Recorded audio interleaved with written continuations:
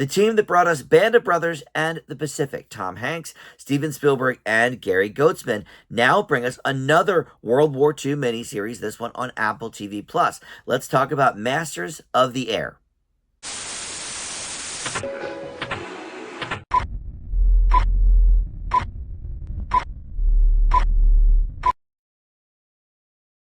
Hey guys, Dan here. This is Dan Reviews It. Welcome to my TV review for the Apple TV Plus miniseries Masters of the Air. This is streaming right now. It's got 9 episodes in total, and it works basically as a companion piece to Band of Brothers and The Pacific, two very popular miniseries, and certainly in the realm of World War II, they're kind of the goats, right? But I think for miniseries in general, Band of Brothers specifically, is probably up there. I mean, all time miniseries, Roots, Band of Brothers, maybe North and South.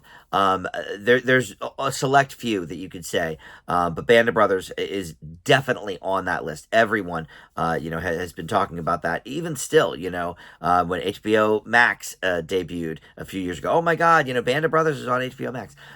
So obviously, very, very popular. And this works essentially as a companion piece to those. Before we launch into the specifics of this show, Masters of the Air, let me welcome you into Dan Reviews It. Thank you for finding this video. We do movie and TV reviews on the channel, and just about every day, something new goes up. So there's always a lot to check out. And with that in mind, please consider subscribing, click that like button, or comment below. All that stuff, of course, helps the channel out, and I certainly do appreciate it. All right, so this features some of the hot up-and-coming actors of the day. You've got Austin Butler, of course, from Elvis, and he was just in the recent movie The Bike Riders.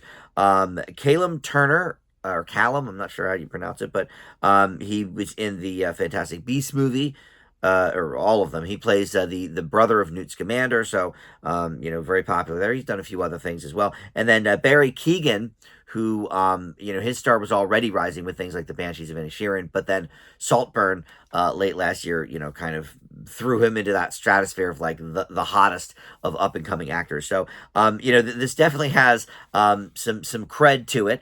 And this takes a look basically at the 100th Bomb Group, which was a Boeing B-17 heavy bomber unit in the 8th Air Force Division in England during World War II.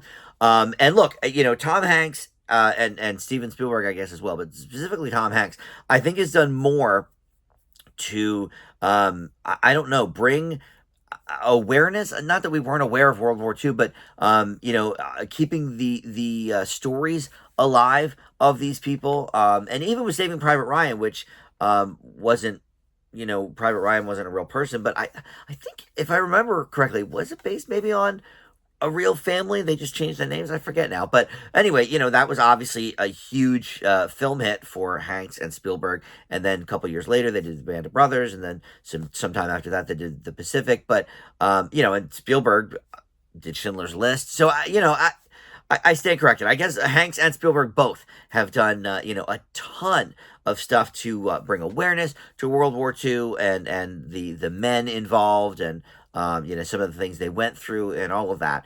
And there's, a museum, I think it's in D.C., World War II museum that Hanks had like a huge hand in helping with. So obviously, this is something that people of that age group are kind of obsessed with. My father has always been, now he's a history buff anyway, but, always been kind of obsessed with World War II and how that happened and all of that. And I think a lot of that is maybe, people of that generation, the boomers, trying to kind of figure out their fathers, obviously a lot of their fathers, fought in the war or had something to do with it, in one way or another. And, didn't really talk about it when they came home and all that stuff. So I think that's a very common theme. So for people that really enjoyed Band of Brothers in the Pacific, I think this is going to be, another kind of really big hit in that line. But let's talk a little bit objectively about it, okay?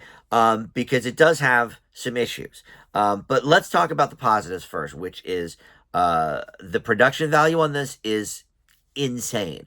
I mean, this is, look, Apple TV Plus usually does go all out for their projects. I do think, and I talk about this all the time, I think on the whole, Apple Plus projects are more hit than miss. Like, I think their hit ratio is better than pretty much any other streamer, certainly Netflix, because yeah, Netflix has some good stuff, but they have a lot of crap too.